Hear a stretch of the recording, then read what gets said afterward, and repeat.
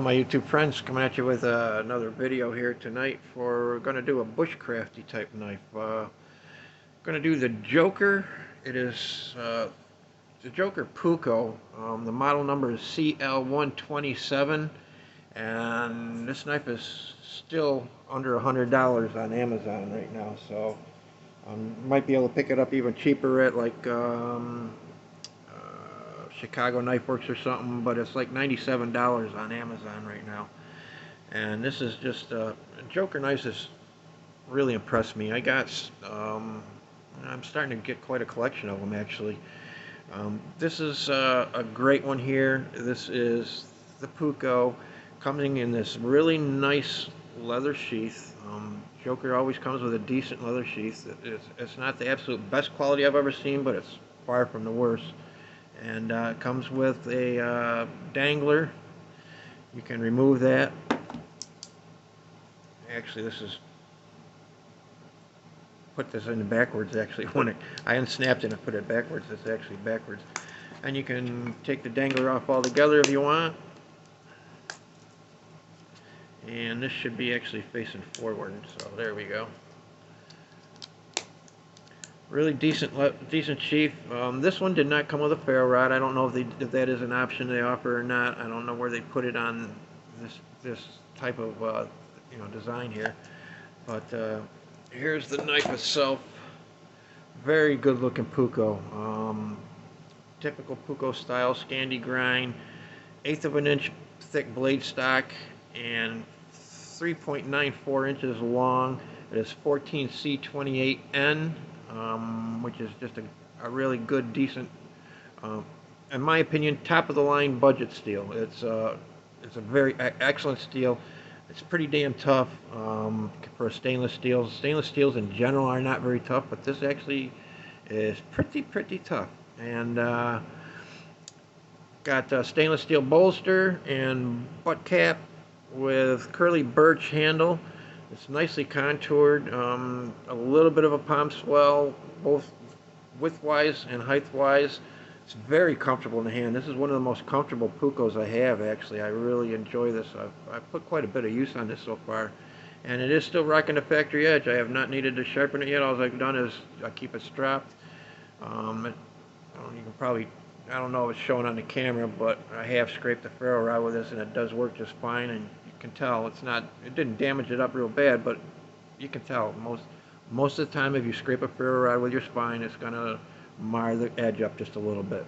Not enough that it's bothering me any. It's perfectly fine, and it's very minimal damage actually, considering I've got nice and 3V that took more damage than that, so no biggie there. Just an excellent knife. I did this tri-stick with this knife. It's a short stick, so there's a couple notches that like the square, like the notch that's like this but square, I didn't do, because as far as I'm concerned, this is a square notch. It's the one with a hole through it. Technically on a tri-stick, you're supposed to do another one of these, but this notch right here is one that is not on most tri-sticks, but I did add it because I think it's a very good notch. This is a lashing notch. I hope it's showing up. Actually, you would put this notch on the back side of the scoop notch, and what you do, like say you're making a pack frame or something, you would put your cross member here, and then this on the back you would run your like your bank line or paracord, depending. Being skinny like this, it would be a bank line. And you run it over, around, up, over, around, up, over, around, and you would just keep doing that to lash your frame together. And it's a good notch to know. I don't know why it's not on more of the tri-stick diagrams you see. Scoop notch, V notch. To me, V notch, I've never once had the use to do a V notch. Scoop notches are good. This is a good notch if you're constructing, like a camp chair or something. You can drill a hole and use a peg to sturdy it up or whatever. I've never found a reason to use the round reduction notch, but I'm sure it's there for a reason. 7-notch and pot hanger notch, or bird's beak notch, whatever you want to call it, and a wedge. So you can either use that to split wood, or you can use it as a dig stick. And if you were to take this and cut a V notch in there, You use it as a root stripper, like if you're doing like cedar roots, for instance, or spruce roots, and you're trying to make cordage. You run it through that notch, drag it through there, and it helps to strip the bark off of it, so you can make your natural cordage. And of course, round it off the top so that when you pound, if you're pounding this into the ground, like it was a tent peg or something, it doesn't split out the edges. But yeah, I've made a lot of tri-sticks in my day. That's, to me, a tri-stick is a very good way not only to practice your knife skills, but to also, if you get a new knife, carve them notches in there and see how it handles and get used to the knife. It's a really good thing. You know, I Scab is doing a tri-stick challenge going around, and it's a great thing to get used to doing, to try, you know, brush up on your knife skills really, and try out a new knife. So, but that's the Joker Puukko, and it's just a hell of a good knife. Joker just does such a good job with their knives. I'm really truly impressed with them. I can't say enough about them. And I forgot to show what I'm carrying for today, and that would be the Kaiser Veritas. And finger flick it, front flip it.